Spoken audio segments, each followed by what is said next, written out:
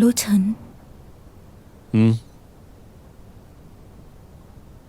ตอนที่เราเพิ่งรู้จักกัน อายุเท่าไหร่นะ เธอม.5 ฉันม.6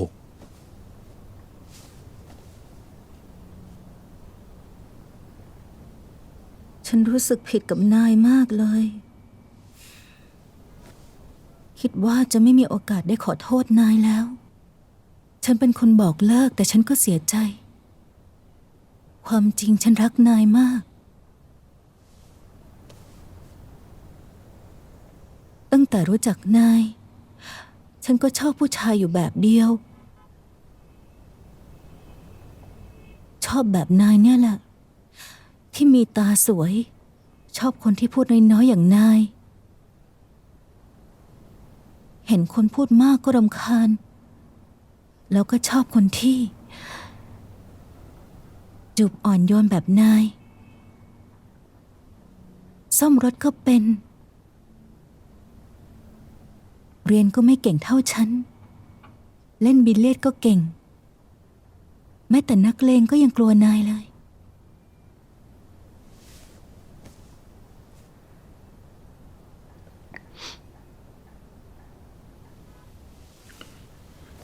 กุยเสี่ยว ฉันเสียใจมากจริง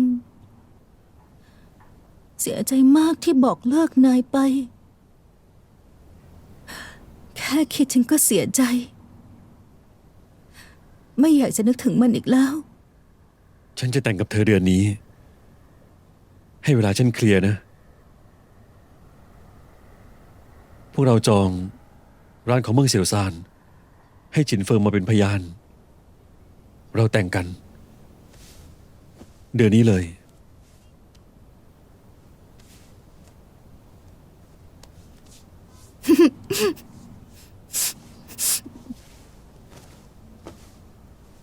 งั้นฉันจะซื้อบ้านหลังใหญ่ๆให้นาย ชดใช้เรื่องที่ฉันทิ้งนายนะ ฉันซื้อ ฉันมีเงินนะ งั้นเธอต้องซื้อก่อนแต่งงาน ถือเป็นสมบัติของเธอ ฉันแบ่งไม่ได้ รู้จักกฎหมายครอบครัวด้วยเหรอ ได้ยินคนอื่นพูดมาน่ะ จับใจความได้ดีนะ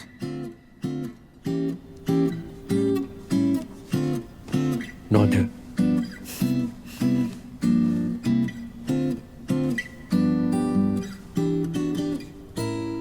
เธอหลับแล้ว ฉันค่อยกลับ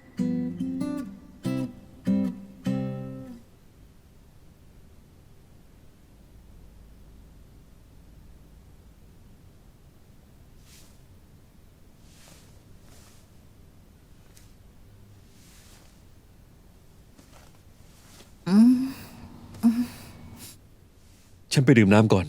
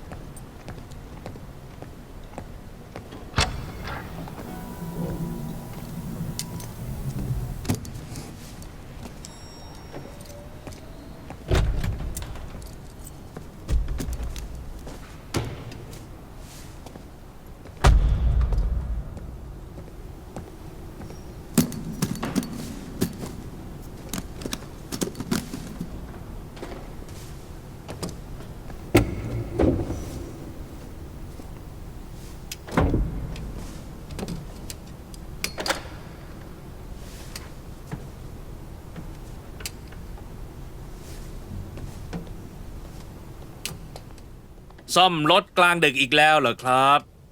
อืม ผมขอถามคุณหน่อยได้ไหมครับ คุณซ่อมรถทุกครั้งเพราะอะไรเหรอ มีสองสาเหตุ ความสุขกับความทุกข์ งั้นคนมีชีวิตอยู่นอกจากมีความสุขก็มีความทุกข์นี่ ไม่แน่หรอก ก็ยังมีปกติ เฉยชา อยู่ไปวัน นี่ถ้างั้นวันนี้คุณมี ๆมีความสุข อ๋ออ๋อฝีมือการซ่อมของคุณดีกว่าข้างนอก คุณสอนผมได้ไหมครับ ผมอยากเรียนมาตลอด แต่เป็นเด็กฝึกตอนแรกไม่มีเงินเดือน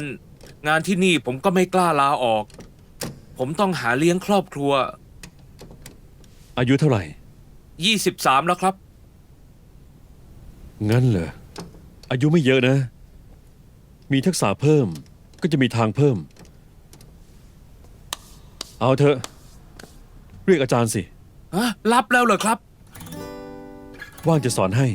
ปกติงานยุ่ง โอ้ได้ครับ ขอบคุณครับอาจารย์อาจารย์นี่ครับ